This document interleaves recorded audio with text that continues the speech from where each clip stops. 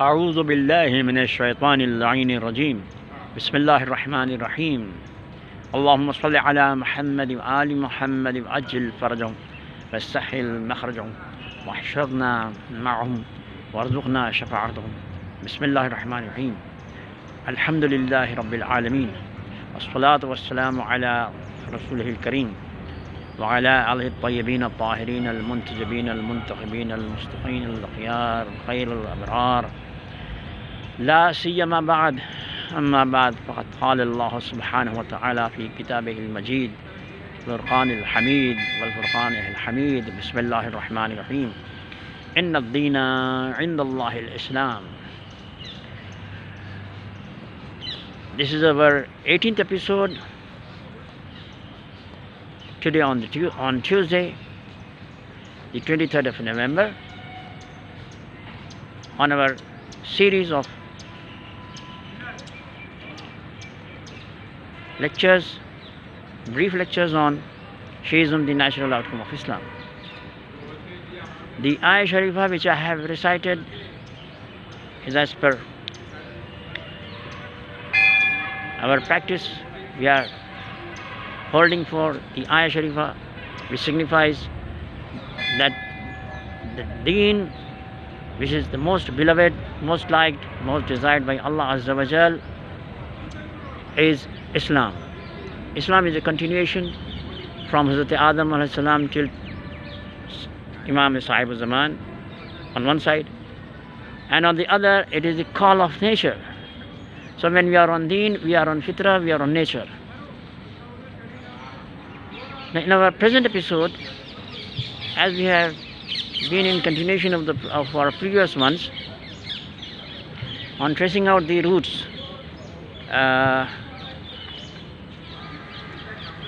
where we have reached up to the striking features of Shia'ism, that what they have taken in Islam from aqaid, usul,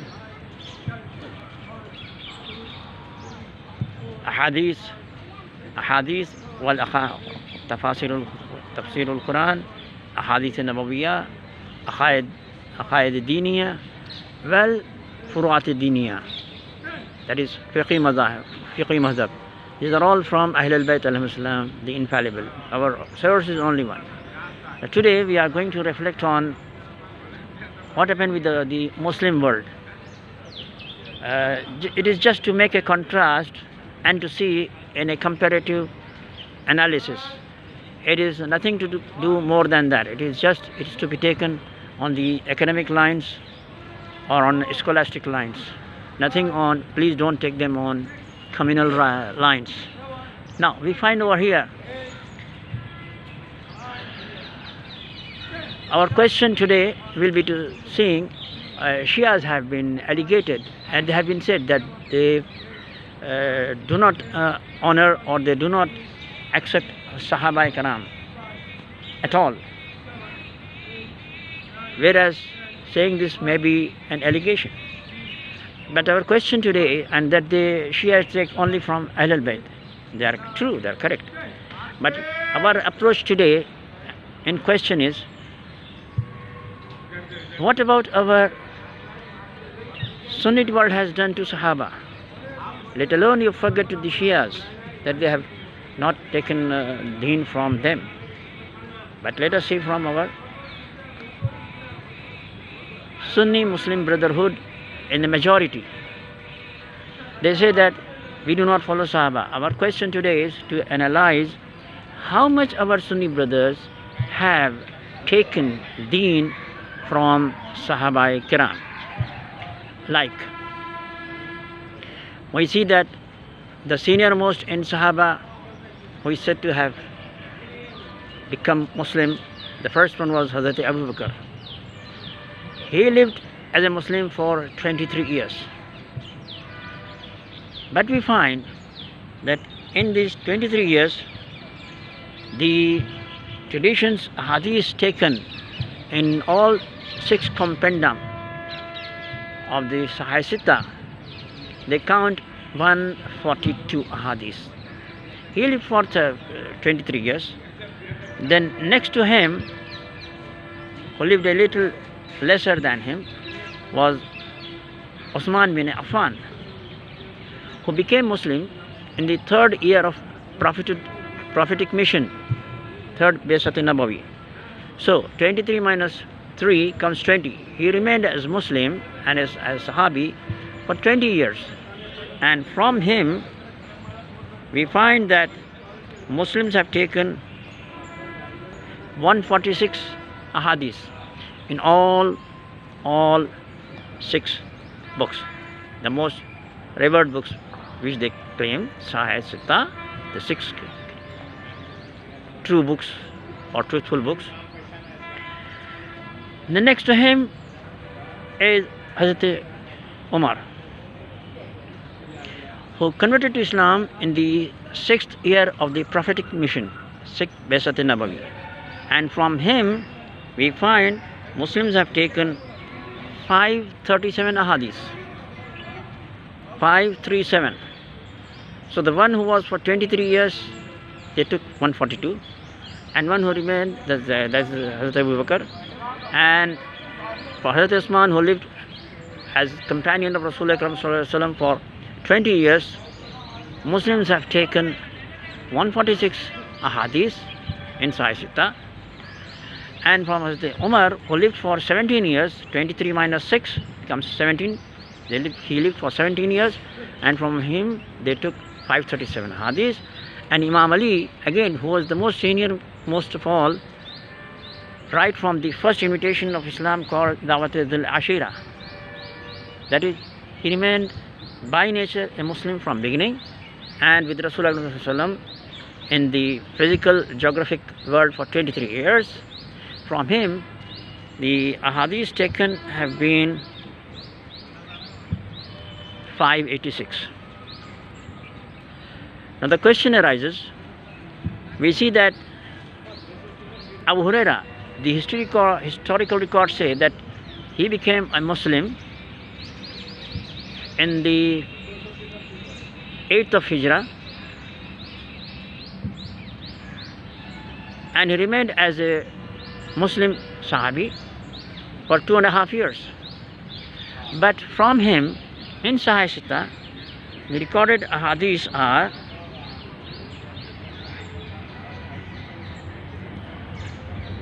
5,374. So the one who remained with Rasulullah sallallahu alaihi wasallam as companion, as Sahabi, for just 2.5 years, from him alone the ahadith taken in the 6 correct books are 5,374. And we have given you the figures of the senior most Sahaba during the lifetime of Rasulullah sallallahu alaihi wasallam. The question is, how this happened? Because when Abu Hurairah became Muslim in the 8th year of Hijrah, it means the first 7 years he was not with Rasulullah sallallahu alaihi wasallam. Then the first 13 years Qabl al-Hijrah, before Hijrah, the Meccan life, he was again not there. So for almost 21.5 years he was not with Rasul. And those who were for 23 years, like Hazrat Abu Bakr and Hazrat Ali, they were taken 142 hadiths and 586 riwayat ahadith. And Hazrat Usman, who remained as Muslim and Sahabi companion for 20 years, from him 146 ahadiths were taken. And from Hazrat Umar, who lived with Rasulullah sallallahu alaihi wasallam for 17 years, 537 ahadiths were taken. The question arises, who ignored these 4 senior most Sahaba? Were these Shias? Can you still blame Shia that they do not have taken deen from Sahaba? Over and above, what we find,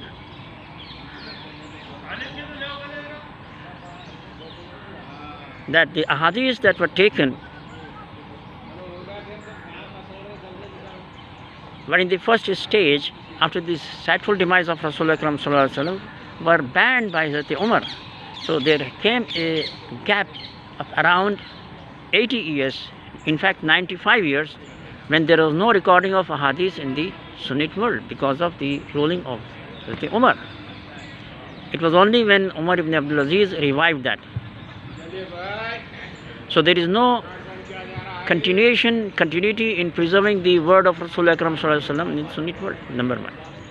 Number two, then the hadiths that were recorded, they were of, in majority, you can say over 75% of the hadiths were recorded of that Sahabi who lived with Rasulullah Akram Sallallahu Alaihi Wasallam for just 2.5 years. But those who were with Rasulullah Akram Sallallahu Alaihi Wasallam, like Hazrat Abu Bakr for 23 years, his count comes 2.10%, and the same comes with Hazrat Usman, 2.42%, and 10% comes for Hazrat Umar. The riwayat hadith taken were 10% in size of the total hadith. Then for Hazrat Ali it comes 11%. But what about the over 75% from a Sahabi who lived with Rasulullah Sallallahu Alaihi Wasallam for merely a short time of 2.5 years? So ahadiths were taken in majority, in percentage wise, from Abu Hurairah, not from Hazrat Abu Bakr, not from Hazrat Umar, not from Hazrat Usman, not from Hazrat Ali. So did our brothers do justice to these four senior most Sahaba over Hazrat Abu Hurairah? Have they done justice? Okay. Now this is the case of recording of ahadith. Now when we go to Aqaid, in Aqaid our Sunni brothers, they follow to either they are Ash'arites or Mu'tazilites, who were born in the 2nd century Hijrah. So these Ash'arites and Mu'tazilites with whom our brothers have taken their Aqaid, they were neither Sahaba nor even Tabi'een, though the generation that came after the Sahaba. Of course they were not from Ahlul Bayt, they were not from Sahaba, and they were not even Tabi'een, they were among the 3rd generation, Tabi'een. Because after the demise of Rasulullah Sallallahu Alaihi Wasallam in 11 Hijri, till we reach to the time of Imam Ash'ari and Imam Mu'tazili, it comes to be the 3rd generation. So Sahabi, then the 1st generation Tabi, the 2nd, then the 3rd generation is Tabi. They belong to Tabi, not even to Sahaba. So this was the case with Usul Deen and Aqaid in the Sunnite world.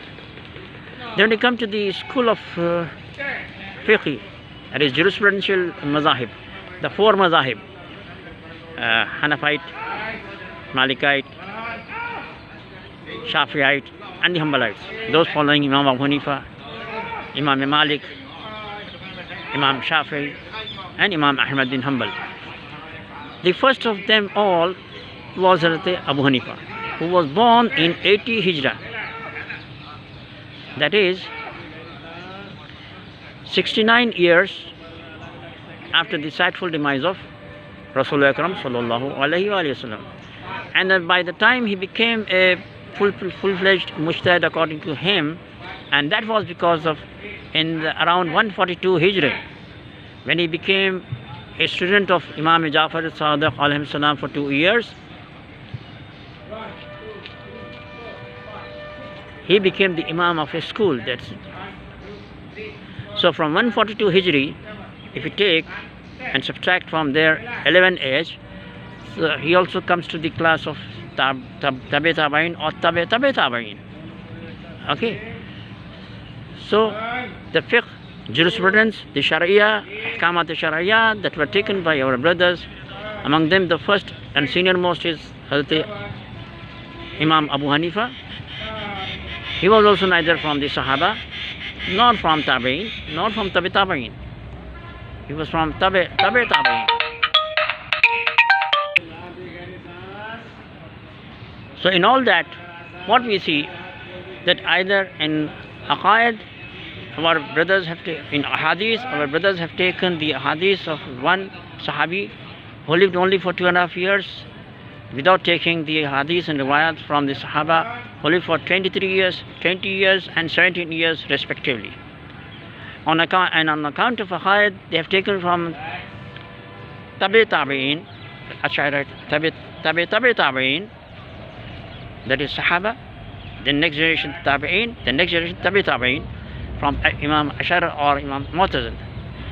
And in fiqh jurisprudence, they have taken from Imam Hanifa and then followed by him the next Aimma after him, who were Imam Malik, Imam Shafi'i and Imam Ahmad bin Hanbal.